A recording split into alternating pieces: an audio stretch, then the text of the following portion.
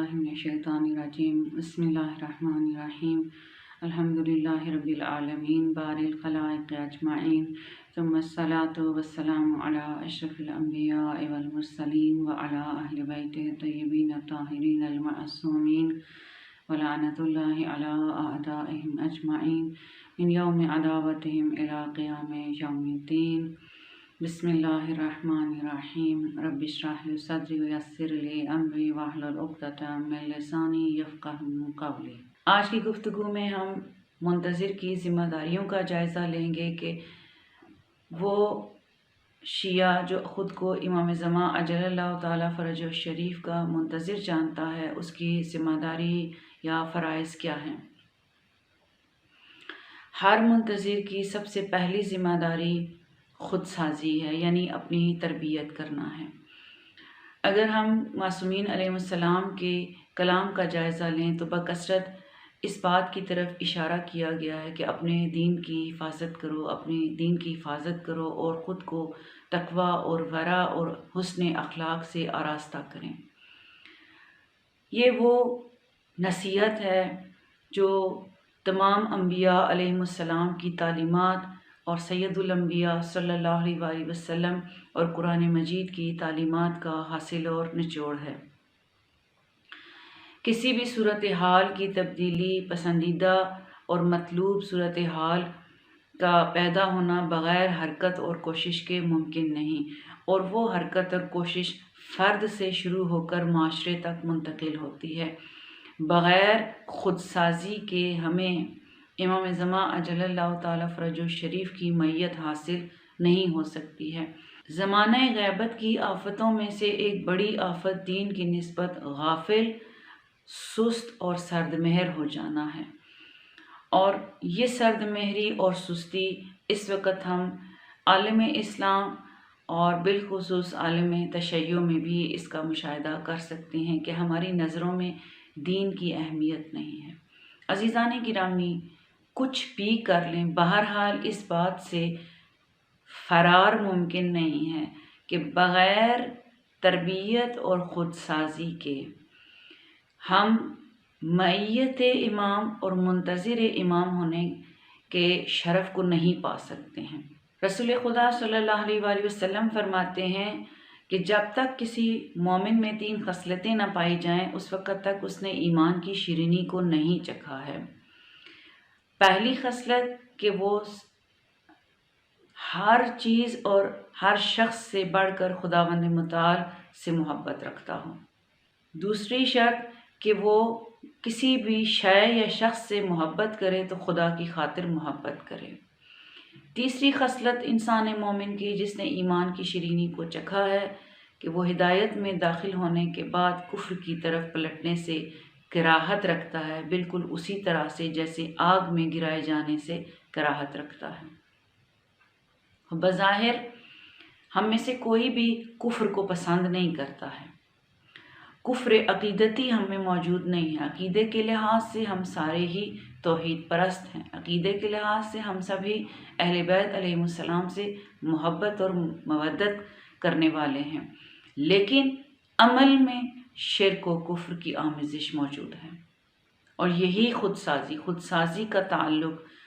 उस बातनी अक़ीदे की इंसान के पूरे वजूद में तजल्ली का नाम ही खुदसाजी है। यानी जिन हकीकतों पर वो ईमान ला चुका है,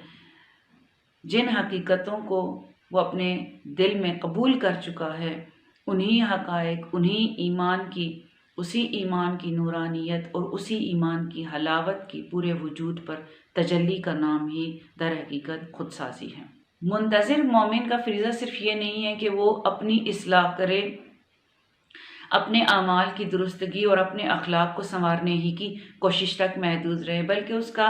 पर लाजिम है कि वो अपने बरादरान दीनी का भी खैर ख़्वाह हो, उनके लिए भी नसीहत और तज़क्कुर करे, अम्र बिल मारूफ़ करे, नही अज़ मुनकर करे और उनके लिए खैर ख़्वाह हो, बिल्कुल उसी तरह से जैसे अपने बरादरे नसबी हकीकी भाई के लिए खैर ख़्वाह है। एक फ़र्द का तरबियत पा जाना किसी दर्द की दवा नहीं करता है। लाजिम है कि جو کچھ مجھے حاصل ہوا ہے، جو کچھ میں نے اپنی اصلاح اور اپنے اخلاق کو سنوارا ہے، وہی درد وہی سوز اپنے برادر دینی کے لیے رکھے اور وہی اہتمام اور دین کی ترویج اور تبلیغ کے لیے اتنا ہی کوشاں ہو۔ یہ کس قدر لازمی فریضہ ہے۔ البتہ یہ یاد رہے کہ اس کا مطلب ہرگز یہ نہیں ہے کہ ہم پہلے اپنی تربیت کریں، اور اکثر اوقات لوگ اپنا پہلو بچا جاتے ہیں کہ بہرحال دوسروں کو نصیحت کرنے میں تکلیف ہے، بعض اوقات برادران دینی خائف ہو جاتے ہیں، بعض اوقات ان کی ناراضگی کو تحمل کرنا پڑتا ہے، اس لیے اس بات کو بہانہ بنا کر کے ہم تو ابھی خود ہی تربیت یافتہ نہیں ہیں، لہٰذا ہم دوسروں کی کیا تربیت کریں گے۔ خود سازی، دوسروں کی تربیت پر دوسروں کے لیے تربیت کا اہتمام کرنا اور دوسروں کے لیے تبلیغ کا اہتمام کرنا بذات خود انسان کی اپنی خود سازی کے لیے بھی مؤثر ہے۔ آیت اللہ کراتی اس کی مثال اس طرح سے دیتے ہیں کہ جس طرح انسان ایک کپڑے کو پاک کرتا ہے تو کپڑا ہاتھوں سے ہی پاک کیا جاتا ہے، جب کپڑا پاک ہوتا ہے تو ہاتھ خود بخود پاک ہو جاتے ہیں، ہاتھوں کو الگ سے پاک کرنے کی ضرورت باقی نہیں رہتی ہے۔ تو خود سازی کا ایک بہترین اور مؤثر طریقہ در حقیقت تبلیغ اور دین کی ترویج کے لیے کوشش کرنا اور دین کی تبلیغ کے یا دین کی تعلیمات کو جاننے کا اہتمام کرنا ہے۔ کتنی اہمیت ہے اپنی تربیت اور دوسروں کی تربیت کا اہتمام کرنے کی، کہ اس سلسلے میں بھی ائمہ طاہرین علیہ السلام کی متعدد روایات وارد ہوئی ہیں۔ حج کے بعد کچھ لوگ امام باقر علیہ السلام، آپ کے شیعوں میں سے کچھ لوگ امام باقر علیہ السلام کی خدمت میں حاضر ہوئے اور عرض کیا، یا ابن رسول اللہ ہمیں نصیحت کریں۔ امام علیہ السلام فرماتے ہیں، تم میں سے طاقتوروں کو چاہیے کہ ہمارے کمزوروں کی مدد کریں، اور تمہارے دولت مندوں کو چاہیے کہ ہمارے فقراء کی دلجوئی کریں، اور تم سب کو اپنے برادران دینی کی خیر خواہی کرنا چاہیے اور انہیں نصیحت کرنا چاہیے۔ یعنی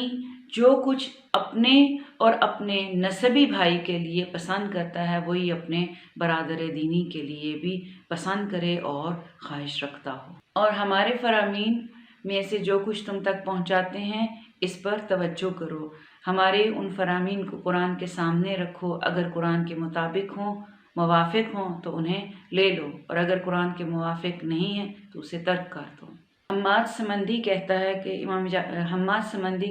میں نے امام جعفر صادق علیہ السلام کی خدمت میں عرض کیا، یا ابن رسول اللہ، مجھے تجارت کی غرض سے کفار اور مشرکین کی سرزمین کا سفر درپیش رہتا ہے۔ میرے ساتھی میرے اس سفر پر مجھے کہتے ہیں کہ اگر تم وہاں مر گئے تو انہی لوگوں کے ساتھ محشور ہوگے۔ امام علیہ السلام فرماتے ہیں، اے حماد، جب تم غیروں کی سرزمین کا سفر کرتے ہو تو کیا تم ہمارے امر کی یاد میں ہوتے ہو، یعنی ہمارے امر ولایت کی تبلیغ کرتے ہو؟ کہا، میں بہت کوشش کرتا ہوں کہ لوگوں کو آپ اہل بیت علیہ السلام کی تعلیمات سے روشناس کروں اور انہیں آپ کی نسبت معرفت دوں۔ امام علیہ السلام فرماتے ہیں، جب وہاں سے پلٹتے ہو اپنے شہر یعنی مسلمانوں کے شہر میں تو پھر کیا کرتے ہو؟ جب اپنے لوگوں کے درمیان میں، اپنے مومنین کے درمیان ہوتے ہو؟ کہا، کچھ نہیں کرتا۔ فرمایا، اگر تم وہاں مر جاؤ تو تم اس امت کے پیشوا کے طور پر محشور ہوگے، اور قیامت کے دن تمہارا نور تمہارے آگے آگے چلے گا اور محشر کی تاریکیوں کو تمہارے لیے روشن کر دے گا۔ امام ہادی علیہ السلام فرماتے ہیں، لو لم یبق بعد غیبتہ قائمنا من العلماء الداعین الیہ، اگر ہمارے مہدی کی غیبت کے بعد وہ علماء نہ ہوتے جو اس کے جانب لوگوں کو ہدایت کرنے والے ہیں، اس کی غیبت کے بعد لوگوں کو اس کی جانب بلانے والے ہیں، والدالین علیہ، اور اس کے وجود کی شہادت دینے والے ہیں، دلائل دینے والے ہیں، والذابین عن دینہ، اور ان کے دین کی حفاظت کرنے والے، ان کے دین کی حمایت کرنے والے ہیں، بحجج اللہ، اللہ کی حجتوں کے ساتھ،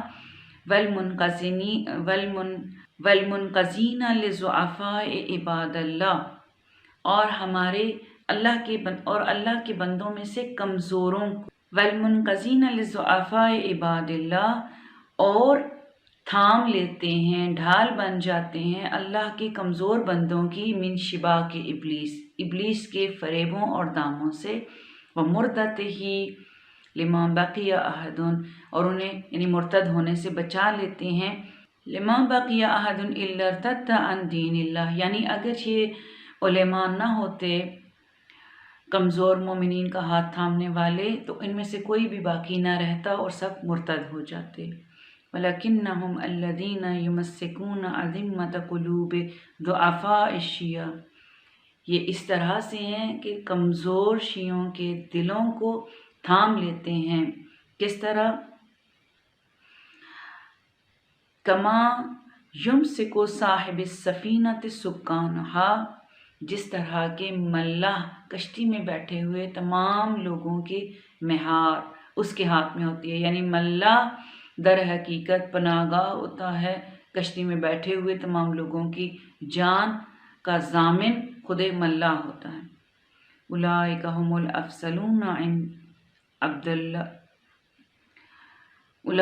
الافضلون عند اللہ عز وجل،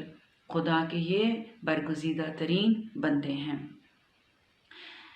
ان احادیث کی روشنی میں دوسروں کی تربیت، دوسروں کے نسبت خیر خواہی، نصیحت اور دین کا پیغام پہنچانے کی اہمیت بخوبی واضح ہو جاتی ہے۔ تیسری اہم ترین ذمہ داری منتظر کی کہ خود امام زمان عجل اللہ تعالیٰ فرجہ الشریف کے مقاصد، اہداف اور حکومت امام زمان عجل اللہ تعالیٰ فرجہ الشریف کے اوصاف اور قد و خال کو مد نظر رکھتے ہوئے اس راستے میں حرکت اور کوشش کا انجام دینا ہے۔ منتظر کی تیسری اہم ترین ذمہ داری اور فریضہ امام زمان عجل اللہ تعالیٰ فرجہ الشریف کے ظہور کے لیے راہ ہموار کرنا ہے، یعنی زمینہ سازی کرنا ہے۔ روایات معصومین علیہ السلام میں کثرت کے ساتھ جن انقلابات کا تذکرہ ملتا ہے کہ ظہور سے پہلے یمانی کا قیام، خراسانی کا قیام، ہاشمی سید حسنی کا قیام، ہاشمی خراسانی کا انقلاب یا یمانی کے قیام کا تذکرہ ملتا ہے، تو یہ واقعات اچانک اور اتفاقیہ رونما نہیں ہوں گے، بلکہ کچھ ایسے واقعات اور حادثات رونما ہوں گے جو مومنین کو اس بات پر ابھاریں گے کہ وہ امام زمان عجل اللہ تعالیٰ فرجہ الشریف کے ظہور کے لیے راہ ہموار کریں، دین کی حمایت کے لیے اٹھ کھڑے ہوں اور دین کی پاسداری کریں۔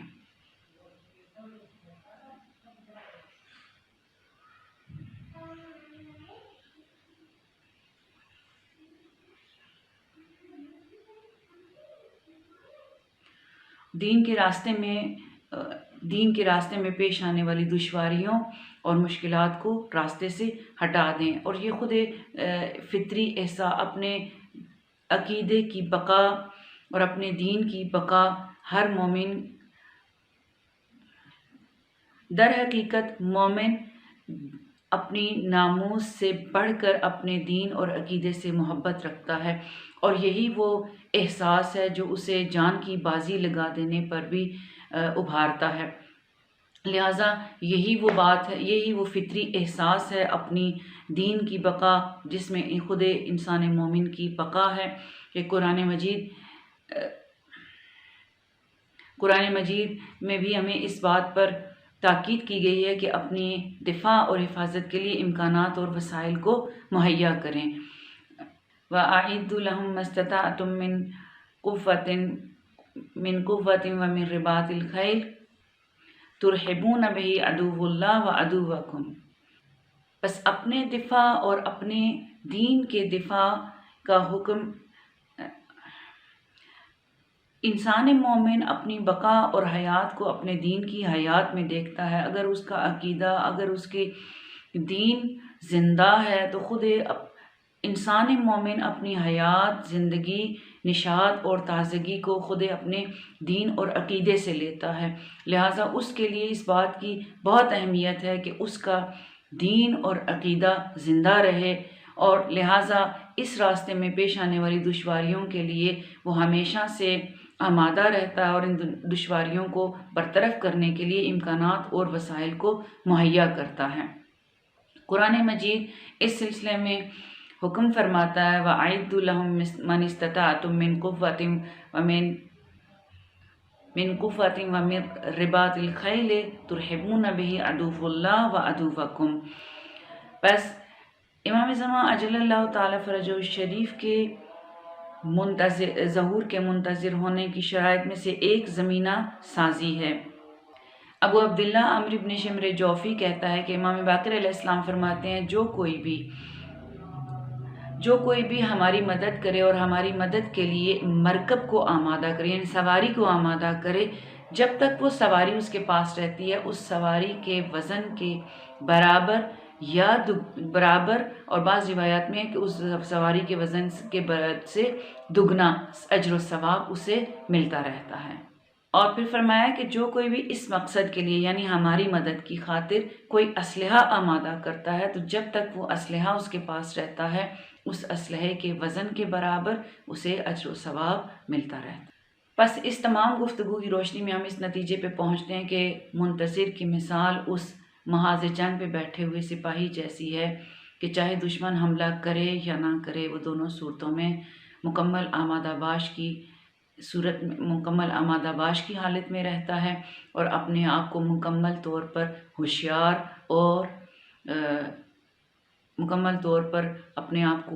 اور آمادہ رکھتا ہے، دفاعی پوزیشن میں رہتا ہے۔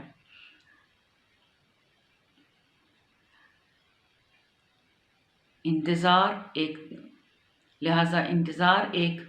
مسلسل کوشش اور عمل کا نام ہے۔ مایوسی، جمود اور رکود کا انتظار کے ساتھ دور کا بھی تعلق نہیں ہے۔